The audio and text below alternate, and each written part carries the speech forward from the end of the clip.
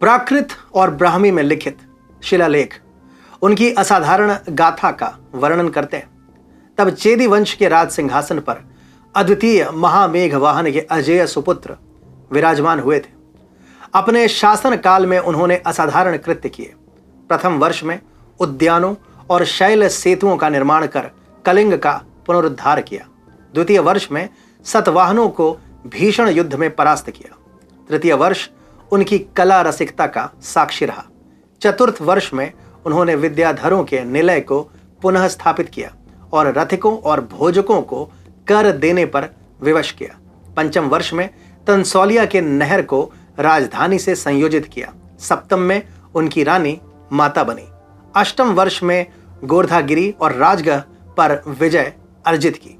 दशम वर्ष में भरतवास पर आधिपत्य स्थापित किया और त्रमिर प्रसंधि का विच्छेद किया। द्वादशवें वर्ष में मगध का दर्पहरण किया। त्रयोदशवें वर्ष में धर्म का प्रचार प्रसार हुआ। उन्होंने अंग साहित्य का संकलन किया। ऋषि मुनियों का सम्मान किया। वे राजर्षि वसु की संतति थे। वे शांति के ध्वजवाहक थे, परंतु रण में विभत्स थे। वे मंदिरों के रक्षक थे, कला प्रेमी थे। वे महान थे, महानतर थे, महानतम थे। वे महाराजाधिराज खारवेल थे।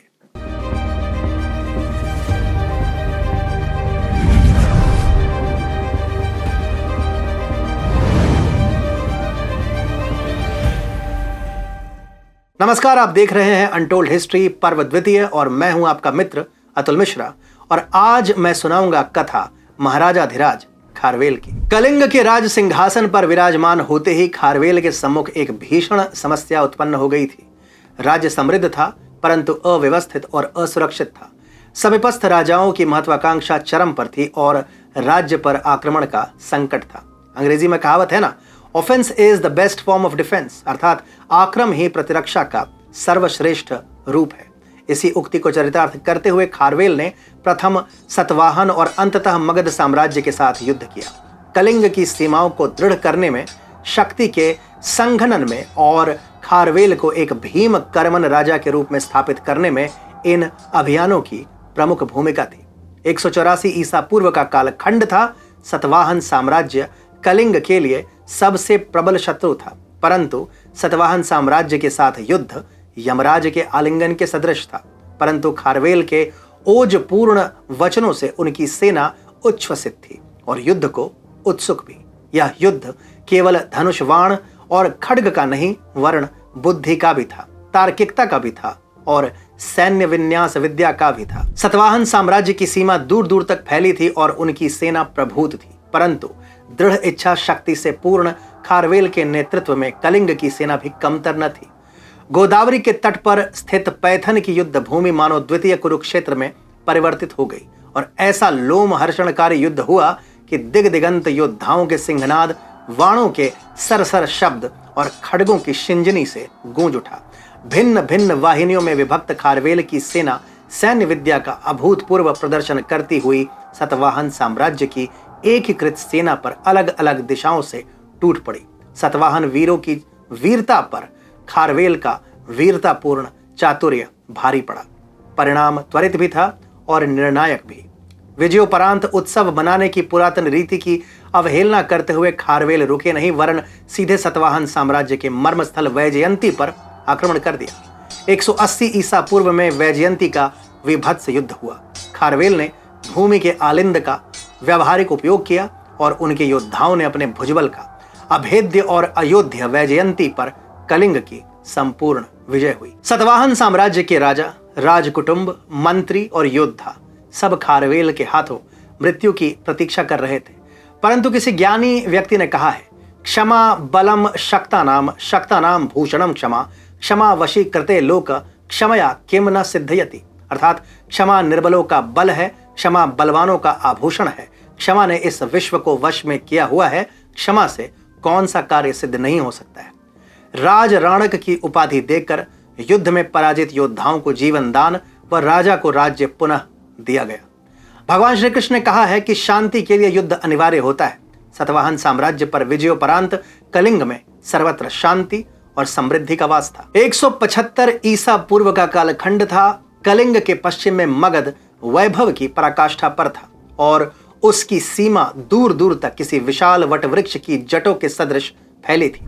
मगध और कलिंग के महान साम्राज्यों के मध्य शांति वार्ता असफल सिद्ध हो चुकी थी और उनके मध्य अभिस्कंद निश्चित था। प्रथम युद्ध 174 ईसा पूर्व में गिरिनगर के दुर्ग पर हुआ। इतिहासकार पतंजलि के लेख बताते हैं कि कलिंग की वेगवती सैन्य नदी के समक्ष मगध की सेना किसी जठर प्रस्तर शिला के सदृश खड़ी थी, परंतु खारवेल ने संदंश व्यूह की स्थापना की और मगध सेना को दोनों ओर से घेर लिया। मगध के योद्धा युद्ध कौशल में कदाचित कम न थे, परंतु वास्तविक युद्ध तो मस्तिष्क में लड़ा जाता है। घोर संग्राम के पश्चात मगध के चमू नायकों को भान हो गया कि कलिंग सेना का मर्दन असंभव है और उनकी गति को रोकना अशक्य। गिरिनगर के युद्ध में किसी रूपवती प्रेयसी के सदृश विजयश्री ने खारवेल के अधरों का चुंबन किया। पुनः विजयोपरांत उत्सव मनाने की पुरातन रीति की अवहेलना करते हुए खारवेल ने सीधे राजगृह की ओर प्रस्थान किया। दुर्गम पर्वतों के मध्य स्थित राजगृह मगध साम्राज्य की मर्मस्थली थी। 173 ईसा पूर्व में राजगृह का भीषण युद्ध हुआ। मगध की गजसेना को परास्त करने के लिए खारवेल ने भी गजसेना का सम्यक उपयोग किया। तीव्रता से संचालित होती कलिंग की गजसेना की लघु इकाइयां मगध के विशाल परंतु एकीकृत और धीमी गजसेना से श्रेयस्कर सिद्ध हुई। गजों के साथ घड़घड़ नाद करते रथों की प्रतन्या, अश्वारोहियों की तीव्र सेना और पृष्ठभाग में धनुर्धारियों के निर्बाध वाण प्रवाह ने मगध सेना को निरुत्साह कर दिया। विजयश्री ने पुनः खारवेल का वर्ण किया। अब केवल मगध की वैभवशालिनी राजधानी पाटलिपुत्र ही शेष थी। 171 ईसा पूर्व में पाटलिपुत्र के युद्ध में मगध की पराजय हुई और गंगा की लहरों ने मानो हाथ उठा खारवेल का अभिवाद किया। 176 ईसा पूर्व में कलिंग की नौसेना ने अपना गौरवशाली पदार्पण किया। युद्धपोतों के ध्वज पर विशाल गज का चित्र अंकित था। वरुण देवता की पूजा अर्चना के पश्चात कलिंग ने जल पर भी अपना आधिपत्य स्थापित करने के लिए तरंगों का रोहण किया। सर्वप्रथम लंका को शांति संदेश प्रेषित हुआ, परंतु शांति दूत के अपमान के पश्चात लंका का दोहन हुआ। इतिहासकार मेगास्थनीज बताते हैं कि दोहन के पश्चात लंका ने खारवेल का आधिपत्य स्वीकार किया। वह कलिंग से व्यापक सामरिक और व्यापारिक संबंध बनाए। 174 ईसा पूर्व में जावा का द्वीप कलिंग के अधीन हुआ। कलिंग का राजकोष जावा की मुद्रा और रत्नों से भर गया। तत्पश्चात 171 ईसा पूर्व में खारवेल की नौसेना ने सुवर्ण भूमि अर्थात तात्कालिक थाईलैंड की ओर दृष्टि उठाई।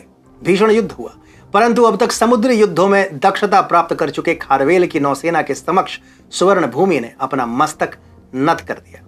तत्पश्चात खारवेल ने सुवर्ण भूमि को सामंत की पदवी दी। महान नौसेना इतिहासकार पेरिप्लस के अनुसार सुवर्ण भूमि विजय के पश्चात खारवेल का नाम समुद्र में पोत लेकर विचरते योद्धाओं के लिए भगवान के नाम के सदृश हो चुका था। जब कलिंग की नौसेना पुनः कलिंग पहुंची तब उसके पृष्ठ में स्वर्ण, रत्न और चित्र विचित्र भेंटों से भरी अनेक नौकाएं थी और साथ था खारवेल का न भूतो न भविष्यति यश। महाराज खारवेल का शासन केवल युद्ध में विजय के लिए प्रसिद्ध नहीं था।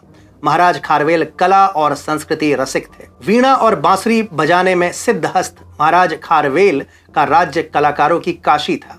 कलिंग की वायु कवियों की ऋचाओं, संगीतज्ञों के वाद्य ध्वनियों, गायकों के राग से सिंचित थी। चित्रकारों की तुलिकाएं और मूर्तिकारों की तक्षणी कभी स्थिर न रहती थी। कलिंग विश्व का सबसे वृहत सांस्कृतिक केंद्र बनकर उभरा। विशाल मंदिरों का निर्माण हुआ। गगनचुंबी अट्टालिकाएं उठ खड़ी हुई। महाविजय प्रासाद का निर्माण हुआ। अंग, संस्कृत, वज्जी और प्राकृत के विश्वविद्यालय उस कालांश के विद्वानों, साधुओं और आचार्यों की प्रमुख स्थली बनी। महाराज खारवेल ने कलिंग के सांस्कृतिक परिवेश पर अपनी अक्षर छाप छोड़ी। उनके अंतर्गत एक ऐसे कलिंग का निर्माण हुआ जहां कला, साहित्य और आध्यात्मिकता फली फूली।